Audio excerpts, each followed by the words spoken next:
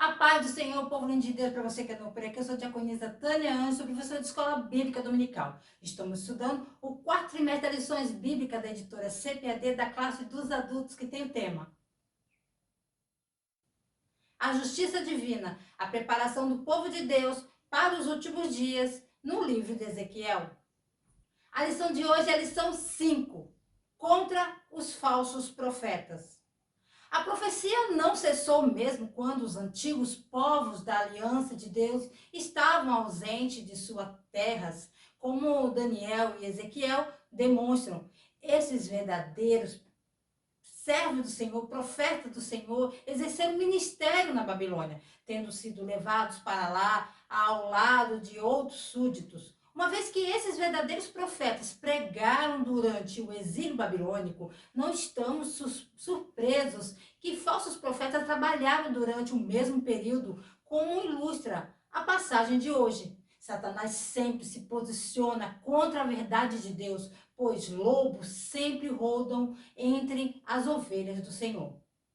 O textual nos diz assim: E também houve entre o povo falsos profetas, como entre vós haverá também falsos doutores, que introduzirão encobertamente heresias de perdição e negarão o Senhor que os resgatou, trazendo sobre si mesmo repentina perdição.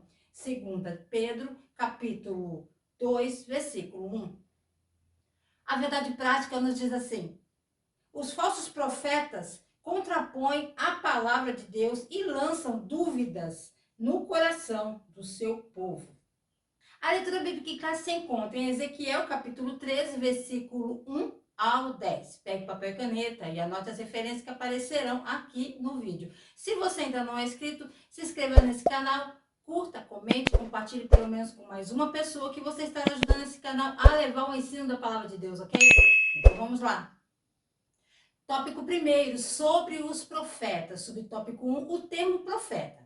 Durante a monarquia de Israel, os profetas foram designados para dar revelações, advertências, encorajamento e orientações aos reis e ao povo de Deus. Os profetas são pessoas movidas por um chamado superior. Os profetas falam em nome de Deus e comunicam a mensagem de Deus. O que significa a palavra hebraica profeta? No hebraico original, a palavra para profeta é navi. Nas antigas línguas do Oriente, navi, ou profeta, é derivado do verbo nabur, que significa declarar ou anunciar. Este verbo diz respeito fortemente ao conceito de falar em público, como pode ser encontrado no seguinte exemplo bíblico. Então disse o Senhor a Moisés: Eis que te tenho posto por Deus sobre Faraó, e Arão, teu irmão, será o teu profeta. Êxodo capítulo 7, versículo 1. O papel do profeta não era apenas revelar a mensagem de Deus, mas tornar conhecida a santidade de Deus, seu desprezo pela idolatria e seu desejo de que Israel se arrependesse. Os profetas surgiram em Israel na época em que os reis estavam direcionando mal o povo. Os reis adoravam ídolos e esperavam que seu povo adorasse esses ídolos também. Eles estavam desviando o povo do plano de Deus para eles. Quando os profetas falavam o que Deus lhe havia dado, isso muitas vezes era seguido por terríveis consequências. Aceitar o chamado deve ter sido um fato conhecido e a pessoa morreria nesse papel profético. Esses vasos ungidos foram ridicularizados, maltratados e, por fim, levados à morte. Subtópico 2. Outros termos para designar os profetas de Deus. Profeta vem da palavra grega profites, para porta-voz, que explica outra definição de profeta, alguém que fala em nome de Deus. Em sua forma clássica, a profecia é transmitida por um profeta ou um vidente. Esse profeta age em nome de Deus. Ele é um mensageiro que entrega uma mensagem específica de Deus para um indivíduo ou uma nação inteira. Ele geralmente serve como um arauto locutor ou intérprete que media entre Deus, fazia mediação entre Deus e os homens e entre homens e Deus. Os profetas do Antigo Testamento agiam como porta-vozes de Deus, recebendo uma mensagem ou visão dele e proclamando-a de acordo com seus mandamentos. Ao longo da história, Deus advertiu seu povo, os israelitas, que ele enviou profetas para avisá-los e dar-lhes uma visão sobre o que ele queria que eles fizessem ou se afastassem. Os israelitas viraram as costas e não deram ouvidos aos profetas que Deus colocou em seu caminho. A maioria desses profetas foram assassinados e levaram uma vida difícil. Subtópico 3. Os falsos profetas. Por causa de sua natureza enganosa, a Bíblia descreve falsos profetas ou pseudos profetas como lobos em peles de cordeiro. Os verdadeiros profetas na Bíblia amavam a verdade e buscavam aproximar as pessoas de Deus, declarando a verdade sobre Deus e para Deus.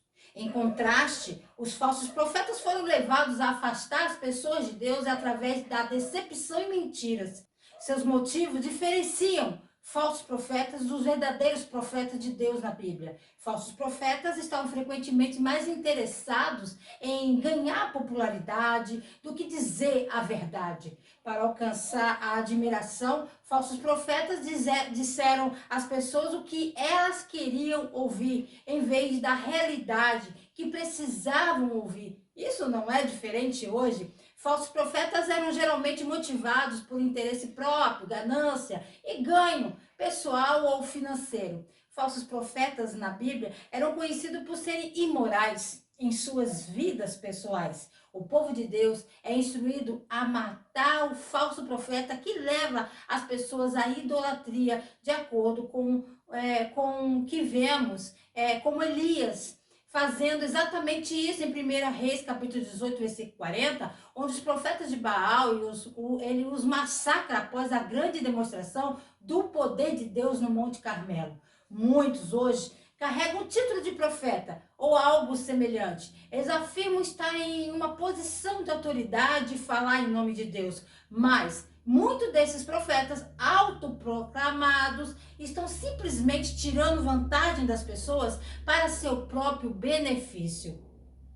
Além de violar os 2 primeiros mandamentos, a proibição contra falsos profetas é claramente estabelecida em Deuteronômio por Moisés para a segunda geração de israelitas que foram resgatados da escravidão no Egito e estavam se preparando para entrar na terra prometida de Canaã. Quando profeta ou sonhador de sonhos se levantar no meio de ti e te der um sinal ou prodígio, e suceder o tal sinal ou prodígio, de que te houver falado, dizendo: vamos após outros deuses que não conhecestes e sirvamo-los, não ouvirás as palavras daquele profeta ou sonhador de sonhos, porquanto o Senhor, vosso Deus, vos prova para saber se amais o Senhor vosso Deus com todo o vosso coração e com toda a vossa alma. Após o Senhor vosso Deus andareis, e a ele temereis, e os seus mandamentos guardareis, e a sua voz ouvireis, e a ele servireis, e a ele vos chegareis. E aquele profeta, ou sonhador de sonhos, morrerá, pois falou rebelião contra o Senhor vosso Deus, que vos tirou da terra do Egito e vos resgatou da casa da servidão, para te apartar do caminho que te ordenou o Senhor teu Deus, para andares nele, assim tirarás o mal do meio de ti. O substantivo hebraico para rebelião é usado aqui para indicar uma deserção distinta, provavelmente no sentido moral e legal, e também pode ser traduzido como revolta, desobediência ou apostasia. O verbo hebraico, por sua vez, nadar, é traduzido em outro lugar como expulsar, banir, Deus para fora. Mas o verbo denota a ação forçada de afastar alguém ou algo, e também é usado por Moisés para descrever, cortar ou destruir uma árvore com um machado.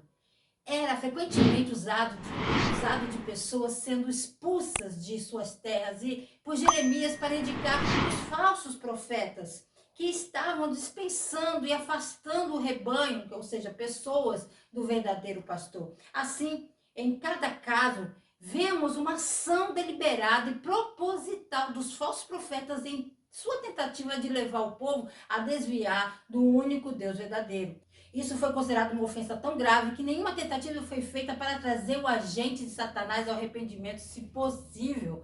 Não havia outra opção a não ser expurgar o mal para proteger a pureza do povo de Deus. Falsos profetas que viviam nos territórios circuncidantes desempenhavam papéis semelhantes, embora com deuses não existentes. Os israelitas foram avisados repetidamente para não se misturarem com os cananeus e assim imitar ou participar de seus rituais religiosos pagãos. Também encontramos numerosos relatos nas escrituras de falsos profetas originários do povo escolhido por Deus. Esses falsos profetas com os quais estavam principalmente preocupados neste artigo aqui, podemos tomar uma das duas formas. Um grupo representaria e promoveria um falso deus ou deuses com os falsos profetas de Baal e Aserá, que detalhamos anteriormente. O outro tipo de falso profeta fingiria receber mensagens do verdadeiro Deus, mas entregaria suas próprias mensagens para ganho pessoal ou outros motivos egoístas. Uma recorrência comum envolvia o falso profeta fazendo cócegas nos ouvidos dos reis, prevendo uma grande vitória militar ou outro sucesso, embora Deus tivesse planos opostos. As ações de qualquer tipo de falso profeta resultam no povo se voltando para os falsos deuses. O primeiro defende os falsos deuses e o segundo fazendo parecer que o verdadeiro Deus está falando falsamente. Consequentemente, não é de admirar que encontremos proibições e avisos sobre falsos profetas em todas as escrituras. Além do termo profeta, há outros que a Bíblia apresenta para esse ofício mensageiro, embaixador, servo de Deus e do Senhor. Tópico 2, sobre os falsos profetas em Israel. Subtópico 1, os dois lados. O comentarista da nossa lição traz para nós que tudo na vida tem seu lado positivo e seu lado negativo. Nós servimos a um Deus em um mundo maligno. Se há um padrão moral final ou lei da justiça, então deve haver um legislador moral final. Sem sua lei moral, nem saberíamos que realmente é um mal. E sem seu conforto espiritual, não seríamos capazes de suportar o mal. Pelo menos não com qualquer esperança e conforto realistas. Para cada um de nós, o diabo pode usar táticas diferentes para jogar o mal em nosso caminho e nos enganar. Subtópico 2. Apresentação. Filho do homem, profetiza contra os profetas de Israel, que profetizam e dizem aos que só profetizam de seu coração. Ouvi a palavra do Senhor. No versículo 2, a frase, os profetas de Israel, que profetizam, o escritor usa do pleonasmo literário, exagero e linguístico, é uma forma de palavras para expressar uma ideia. Essa profecia é dirigida aos falsos profetas.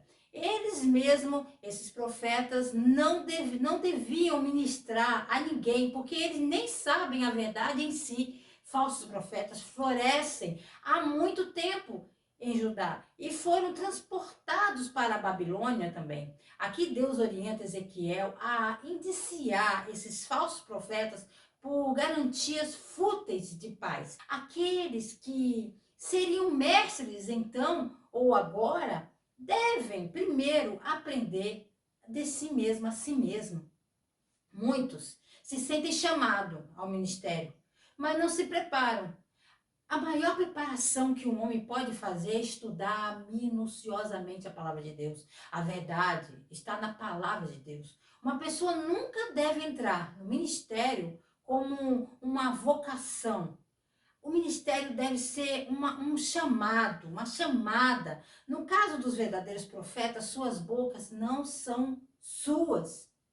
Deus fala com o povo através deles. As palavras não são do coração dos profetas, mas do coração de Deus. Os falsos profetas de Israel não estavam inocentemente errados. Eles mesmo inventaram essas profecias, fingindo que a mensagem veio de Deus.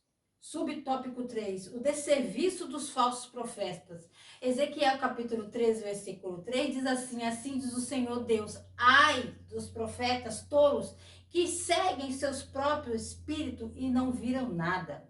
A palavra aqui, ai, introduz uma maldição sobre os falsos profetas. Eram como operários, trabalhadores que tentavam cobrir uma parede severamente rachada com magia. É uma coisa muito perigosa para uma pessoa fingir que está ouvindo de Deus, quando, na verdade, não está. Só uma pessoa muito tola faria isso. O castigo por isso viria de Deus e não do homem. Às vezes, uma pessoa alegava ser um profeta para ser reconhecido. Um verdadeiro profeta não tem uma vida fácil. Podemos olhar para Jeremias, Isaías, Daniel e até Ezequiel e ver que eles não são regados com bons tempos. Eles geralmente têm tempos difíceis, muito difíceis. Às vezes suas próprias famílias nem acreditam nelas. Há muitos pregadores que dizem que são chamados, mas Deus não os chamou. E as mensagens que eles trazem não são de Deus, mas se originam nos recessos escuros de suas próprias mentes. Se um homem de Deus não passa tempo com Deus para ouvir a voz de Deus, então ele não é realmente um homem de Deus em tudo. Subtópico 4, as raposas do deserto. Ezequiel 13, versículo 4 diz assim: ó Israel, seus profetas são como as raposas no deserto. Raposas são inteligentes e traiçoeiras, catadoras que lucram com a terrível condição do povo. Eles são como raposas, chacais nos locais de lixo, criaturas astutas, que fazem uma habitação nas ruínas e os destroços de uma cidade deserta. São profetas que falam o que o povo quer ouvir para que possam ganhar uma vida boa, parecer bem e ser respeitados nas comunidades. Eles apelam para a carne do homem, não como os verdadeiros profetas que sofrem por falar a verdade. Esses falsos profetas também são complicados. De um modo geral, um profeta de Deus traz avisos ao povo. Raramente eles estão proclamando tempos maravilhosos para o presente. A última maneira de dizer que é um falso ou um verdadeiro profeta é se sua profecia se tornou realidade. Ezequiel capítulo 3, versículo 5 diz assim: vós não subiram para as brechas, nem fizeram a cobertura para a casa de Israel, para ficar na batalha no dia do Senhor. Eles deveriam ter chamado o seu povo para o arrependimento. Em vez disso, eles estavam traindo o seu povo com essas falsas profecias. Eles não estavam parados lá nas brechas, eles estavam tentando se beneficiar, não as outras pessoas. Assim como há profetas legítimos enviados por Deus, há falsos profetas provenientes da parte de Satanás. Tópico 3, sobre a geração das mensagens falsas. Subtópico 1, o profeta no Antigo Testamento. Deus nunca nos deixa sem consolo, para nos defendermos sozinhos no deserto. Ele sempre falou conosco. Na verdade, ele nunca parou. Ao longo dos tempos, ele falou conosco através de seus profetas ou seus mensageiros ungidos que que nos entregam sua palavra. Nós hoje somos os atalaias do Senhor, somos encarregados de proclamar tanto os avisos quanto a esperança. Nunca apareça para ensinar na sua classe, você professor, ou ministrar ao povo de Deus sem ter passado um tempo diante de Deus e estudo. Deus não abençoa a preguiça, nem honrará um esforço sem coração. Lembre-se disso. O que quer que você ensine e o que quer que você pregue, ele deve trazer sabedoria, conhecimento, força, poder para as batalhas que estão por vir. Se a mensagem que você traz não tem o poder de Deus por trás disso, como os membros da igreja serão capazes de usá-la na superação do diabo na próxima semana? Subtópico 2. Os portadores de mensagens falsas. Ezequiel capítulo 13, versículo 6 diz assim: viram a vaidade e a adivinhação mentirosa os que dizem: o Senhor disse, quando o Senhor não os enviou, e fazem que se espere o cumprimento da palavra. Verdadeiros profetas usam a declaração o Senhor disse, ou assim diz o Senhor. Eles estavam usando essa declaração sem ser enviado do Senhor. Parece que eles não estavam apenas enganando os outros, mas eles mesmos também. A vaidade fala deles servindo seus próprios egos. A adivinhação, neste caso em particular, é falar de bruxaria. Suas mensagens vinham de Satanás.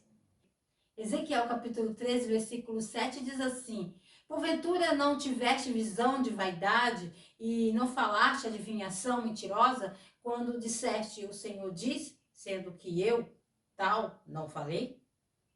Esses falsos profetas, deliberadamente, tentaram ferir o bom nome do Senhor. O povo pode não perceber que essa mensagem não é de Deus, mas Deus e os falsos profetas sabem. Deus lhe diz, através de Ezequiel, aqui, que eles não estavam enganando. Ezequiel capítulo 13, versículo 8 diz assim: portanto, assim diz o Senhor Deus, como tendes falado vaidade, visto a mentira, portanto, eis que eu sou contra vós, diz o Senhor Deus. Esta é uma afirmação fortemente que se encaixa nos falsos profetas do passado e os falsos profetas do nosso dias também. Deus nunca muda. Ele é contra os falsos profetas. Hoje também devemos ter muito cuidado em nossas profecias para não profetar coisas para nosso próprio benefício. Deus ama a verdade.